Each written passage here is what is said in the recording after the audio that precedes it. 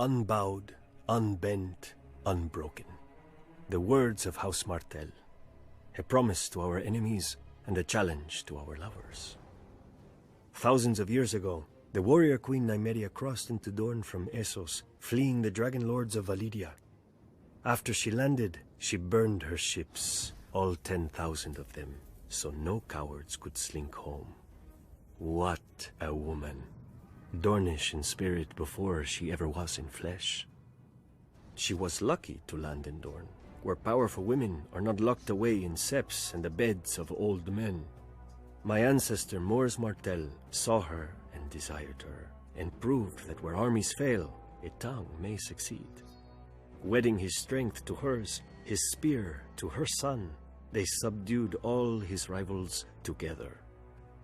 After the tradition of her people, House Martell then ruled Dorne as princes, not kings. Unless the eldest child was a daughter, for unlike the rest of Westeros, our loyalty isn't commanded by a cock. We follow a prince or a princess Martell just the same. And we always have.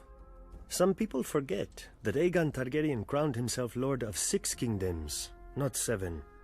When his sister marched on Dorne, she found no mighty hosts drawn up against her for her dragon to burn and her soldiers to slaughter. The sands swirled, men died, and her dragon saw nothing. The sun shone, men died, and her dragon bowed to our greater fire. The Targaryens retreated with their tails tucked between their legs. Of course, in later years, his descendants would try again.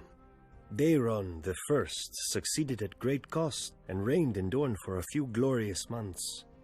One night, his steward pulled down a sash by his bed to summon his consorts. Instead, the canopy split open and 100 red scorpions fell on him. He was a Tyrell. You would think he would be used to getting stung. Within a fortnight, House Martell again ruled a free Dorne. Eventually, after centuries of courtship, House Martell got into bed with the Targaryens. We took King Daeron II and his sister for our own before they could take each other, and 6 kingdoms became 7. Even now, I do not blame my ancestors. One look at those long, silver locks. It is not every day a man gets to ride a dragon. But they soon learned that you can't leap off a dragon at will. My sister Elia, she married Prince Rhaegar Targaryen and became the princess she already was.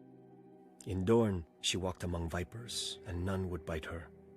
In King's Landing, she found herself surrounded by lions. When Robert Baratheon rebelled against his rightful king, his future father-in-law, Tywin Lannister, ordered his beast, Gregor Clegane, to rape and murder my sister, along with her helpless children. And men called the Lannisters heroes. Now, Lannisters sit on the Iron Throne, surrounded by the blasted swords of Aegon's broken foes. I wonder if they remember, as I do, that none of those swords are ours. I wonder if they see, as I do, my sister's red blood soaking into the stones of their precious red keep. Maybe they need reminding.